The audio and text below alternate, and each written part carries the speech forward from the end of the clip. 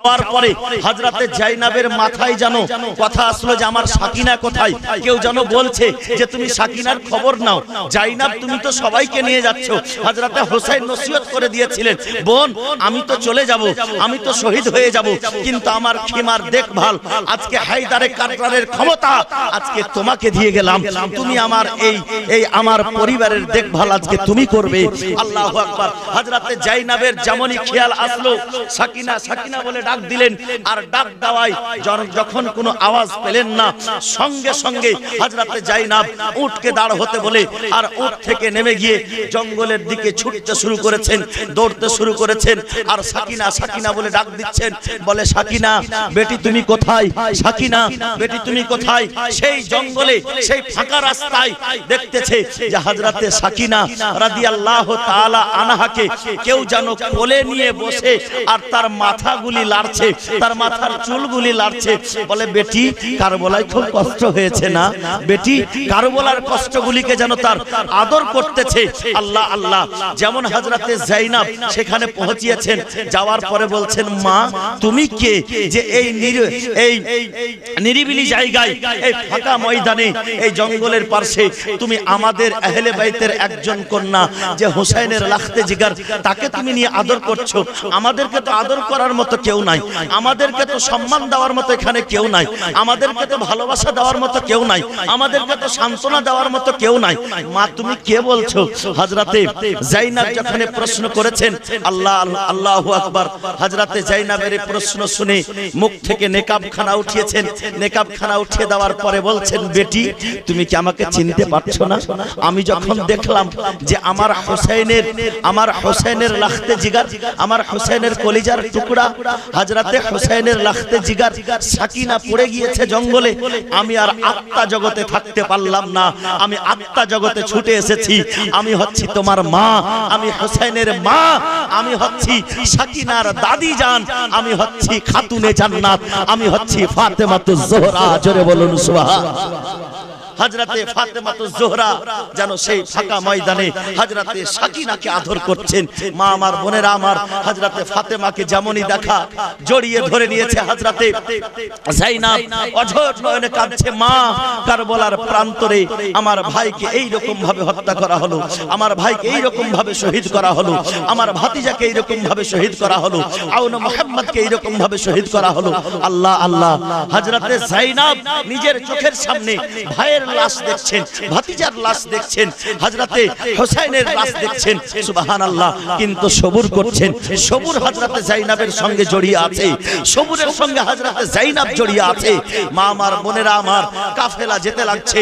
দামেস্কে প্রবেশ করার পূর্বে, দামেস্কে প্রবেশ করার পূর্বে এই ঘটনা বাপ একদিনের নয়, প্রায় কয়েকদিন লাগবে বলতে, কিন্তু আমি মাঝে মাঝে দুই একটি কথা শুধু বলছি। আল্লাহ যদি চাহে জীবনী বক্তা যদি শোনাই তো শুনতে পাবেন ইনশাআল্লাহ।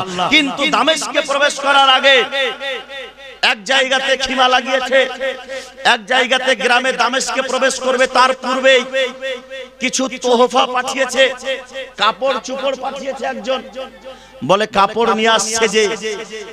এদিকে হযরতে জাইনাব নেকাব অবস্থায় আছে, কাপড় দেওয়ার পরে হযরতে জাইনাব একটা কথা কিন্তু আগে বলতেন, কারোর তোহফা কবুল করার আগে হযরতে সাকিনাকে বলতেন, হযরতে জাইনুল আবেদিনকে বলতেন যে আমাদেরকে যে তোহফা দিতে এসেছে তার মনের আশা জিজ্ঞাসা করার পরে বলতেন জাইনুল আবেদিনকে যে আগে তার মনের আশাকে পূর্ণ করো, তার তোহফা আমরা কবুল করব। জোরে বলুন সুবহানাল্লাহ।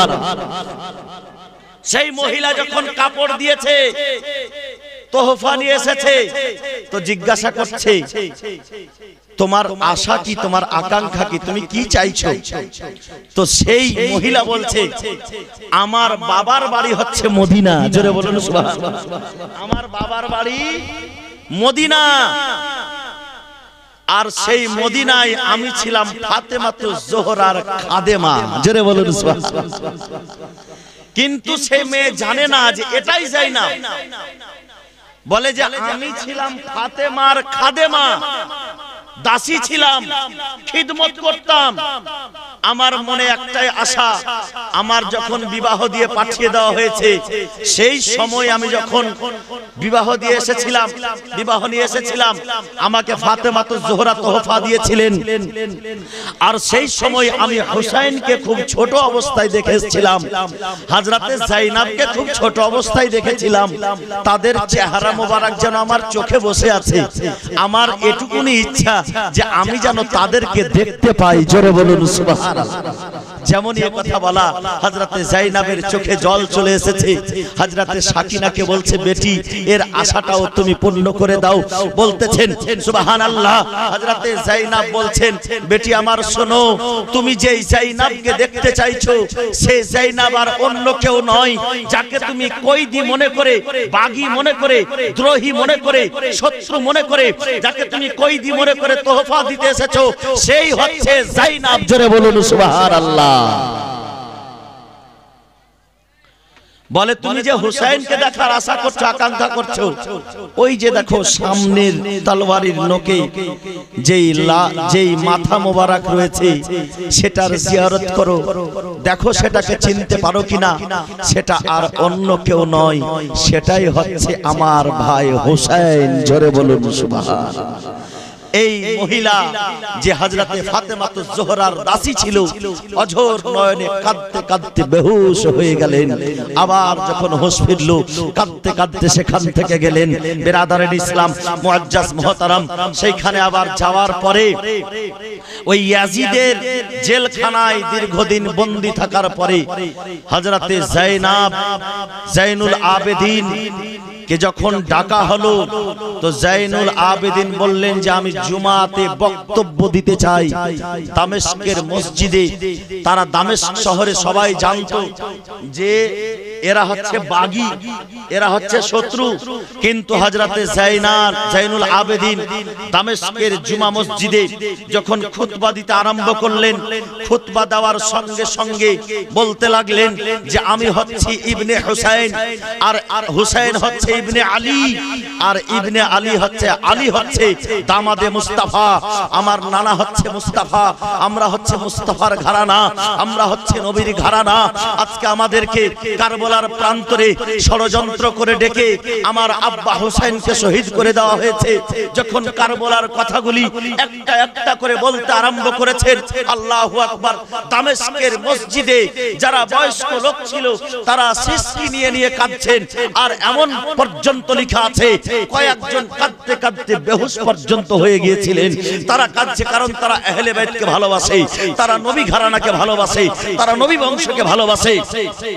কাঁদতে কাঁদতে বেহুশ হয়ে যাচ্ছিলেন।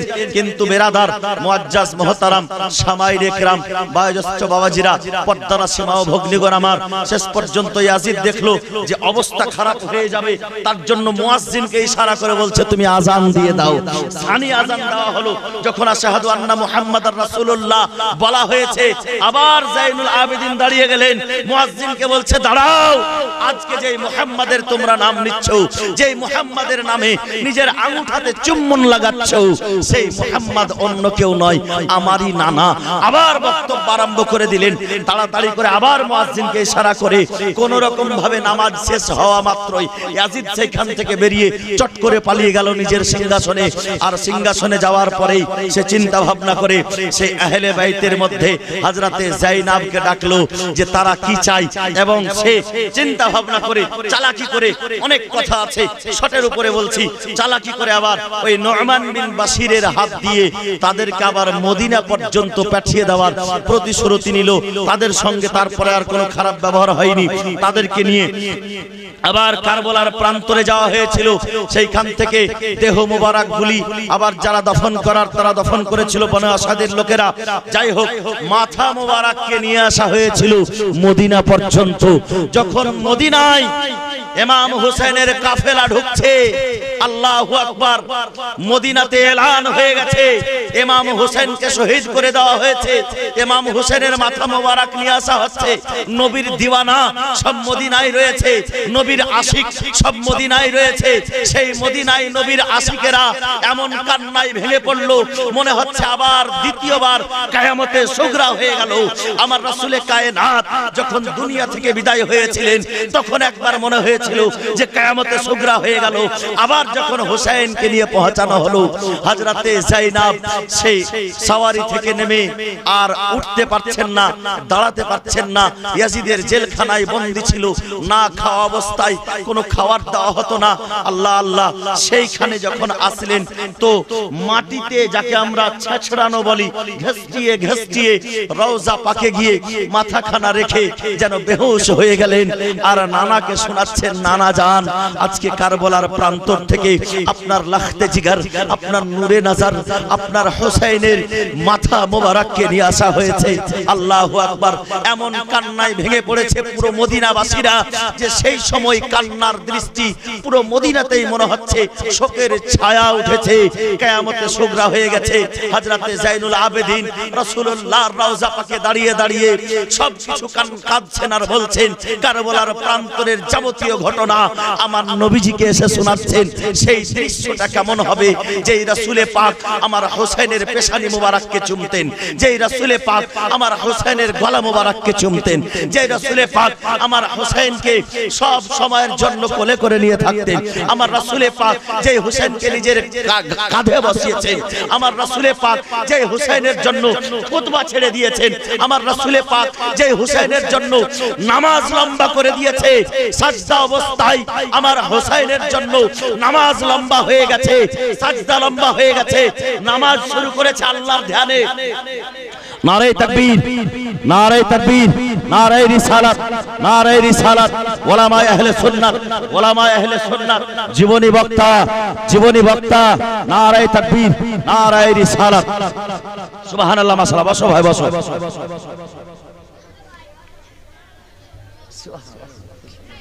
এই চেয়ার কই, চেয়ার কোথায়? হ্যাঁ, নিচে বসুন হুজুর, 5 মিনিট। হ্যাঁ, আজকে শেষ আছে, আপনাকে তো আজকে চলবে সারা রাত। সুবহানাল্লাহ, সুবহানাল্লাহ। একটু লক্ষ্য করে শুনবেন বাপ আমার, বলছিলাম এই লম্পট চম্পটের দলেরা থাকো, এই কিছু লোক আছে যারা বলে যে নবীর খেয়াল যদি নামাজে আসে নামাজ হবে না, কিন্তু আমার হোসেন নবীর পিঠে নামাজ সাজদা করেছেন আল্লাহর ধ্যানে, সাজদা করেছেন আল্লাহকে স্মরণ করে, সাজদা উঠাচ্ছেন না হোসেনকে শুরু করে, হোসেনকে স্মরণ করে। যখন সাজদাতে আছেন সুবহান রাব্বিয়াল আলা, হোসেন এখনো পিঠে আছে, সুবহান রাব্বিয়াল আলা, হোসেন এখনো পিঠে আছে। সব সময়ের জন্য হোসেনকে স্মরণ, নামাজের মধ্যে হোসেনকে স্মরণ, সাজদাতে হোসেনকে স্মরণ। যেই সাজদার সময় আল্লাহর বেশি নিকটবর্তী হয়ে যায়, আমার রাসূলে পাক যেই হোসেনকে কষ্ট দেবে না তাই সাজদা লম্বা করে দিয়েছেন যাতে হোসেন সাজদা থেকে পড়ে না যায়। সেই হোসেন যে শহীদ হবে, আমার রাসূলে পাকের অন্তরখানা কি বলবে, আমার রাসূলে পাক কি করে সহ্য করছেন। সুবহানাল্লাহ। বিরাদারুল ইসলাম, মায়েরা আমার, বোনেরা আমার, হোসেন পিঠের উপরে আছে, সাজদা লম্বা হয়ে গেছে, বলে সাজদাকে লম্বা করেছে, হোসেনকে স্মরণ করেছে। যদি তোমরা বলো যে হোসেন দিন না দুনিয়া, যদি দুনিয়া বলো তো হোসেনের উপরে প্রশ্ন আসবে না, রাসূলের উপরে প্রশ্ন আসবে যে নবী সাজদা অবস্থায় দুনিয়াকে স্মরণ করছে, নবী সাজদা অবস্থায় দুনিয়ার খেয়াল করছে, কিন্তু হোসেনকে দুনিয়া বলিও না।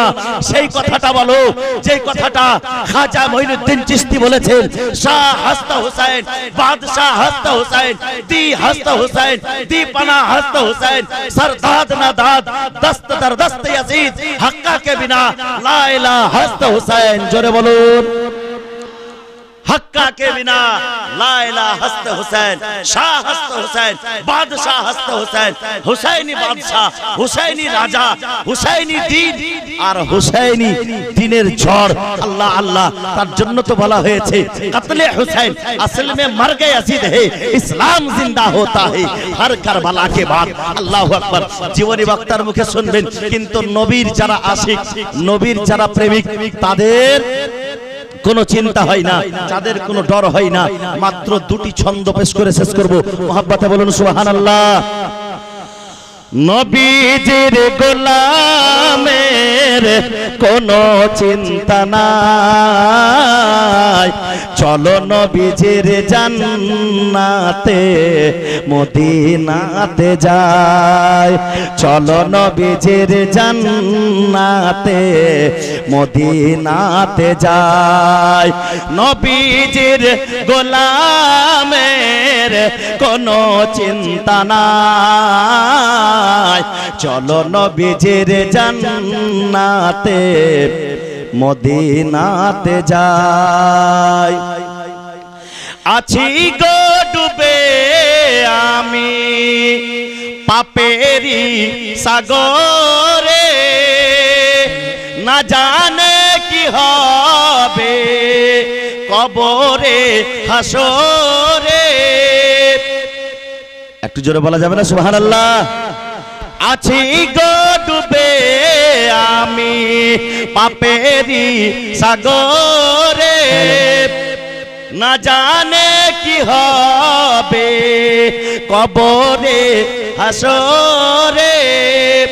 তোমারি সুপারিশ বিনে কেমনে হব পার, চলো নবীজির জান্নাতে মদিনাতে যাই, চলো নবীজির জান্নাতে মদিনাতে যাই। তুমি তো দিয়েছো দেখিয়ে আলোর পথ, বলেছো সে পথে মিলবে রহমত। তুমি তো দিয়েছো দেখিয়ে আলোর পথ, বলেছো সে পথে মিলবে রহমত। কেন যে ভুল পথে আমি করিলাম জীবন পার, চলো নবীজির জান্নাতে মদিনাতে যাই। কবরে হাসরে কি হবে আমার, নবীজির গোলামের কোনো চিন্তা নাই, চলো নবীজির জান্নাতে মদিনাতে যাই। সুবহানাল্লাহ সুবহানাল্লাহ। বেশক যারা নবীর গোলাম হয় তারা তো কবরে যাওয়ার পরেও জিন্দা। আল্লাহর কোরআন বলছে ওয়ালা তাকুলু লিমান ইয়ুকতালু ফি সাবিলিল্লাহি আমওয়াত বাল আহইয়াউ ওয়ালাকিন লা তাশউরুন। যারা আল্লাহর রাস্তায় শহীদ হয় তারাকে তোমরা মরা বলিও না, তারা জীবিত, তোমরা সেটা বুঝতে পারছো না। বিরাদারের ইসলাম মুআজ্জাজ মুহতারাম, সময়কে নষ্ট করব না। আমাদের প্রধান অতিথি প্রধান বক্তা হযরত আল্লামা মাওলানা জান্নাতুল ফিরদৌস উপস্থিত হয়ে গেছেন। আপনারা মাথার চোখ দিয়ে দেখছেন সুবহানাল্লাহ। আজকে কারবালার ঘটনা হবে ইনশাআল্লাহ, মন থেমে বসবেন। আর খুব সুন্দর ওয়াজ নসিহত। যাক আলহামদুলিল্লাহ, জীবনী জলসা আমাদের খুব সুন্দরই হলো। যেটুকুনি হলো আমি হয়তো ভাবছিলাম অতিরিক্ত ঠান্ডায় কেমন হবে, কেমন কি হবে, কিন্তু আমাদের বক্তা সাহেব নওজওয়ান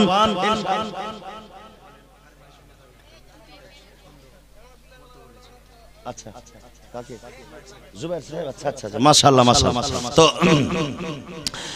তো নওজওয়ান বক্তা ইনশাআল্লাহ আপনারা 4 দিন ধরে আলহামদুলিল্লাহ শুনলেন, আর আজকে ইনশাআল্লাহ শুনবেন। জালসা জীবনী খুব সুন্দর হলো। আল্লাহ পাক যেন জীবনী জালসা শোনার পরে হোসেনের মহব্বত এবং আমাদেরকে সেই সৎ পথে আমল করার তৌফিক দেয়। সকলে বলুন আল্লাহুম্মা আমিন। তবে আমাদের জীবনী বক্তা আসার আগে আমাদের এই মডেল গ্রামের শায়ের, হ্যাঁ এখন আবার ফেসবুক শায়ের, সুবহানাল্লাহ। যাই হোক আলহামদুলিল্লাহ, আমার প্রাণ প্রিয় ভাই, আমার বাল্য বন্ধু জুবাইর সাহেব একটা নাত শরীফ পড়বে। যাই হোক ওনাকে 5 মিনিট সময় দেওয়া হলো বক্তা ওঠার আগে, ওনার ফরমায়েশ অনুযায়ী। যাই হোক একটা নাত শরীফ পড়ার পরে আমাদের বক্তা প্রধান বক্তাকে আপনাদের সম্মুখে পেশ করে দেওয়া হবে। এবার আপনাদের সম্মুখে আমাদের এই মডেল গ্রামের সুন্দর সুন্দর হুনাহার নাতে রাসূল ভিনি ভিনি আওয়াজ নিয়ে সুন্দর আওয়াজ নিয়ে দিলকাশ আওয়াজ নিয়ে একবারে আপনাদের সামনে আসছেন জুবায়ের আলম সাহেব।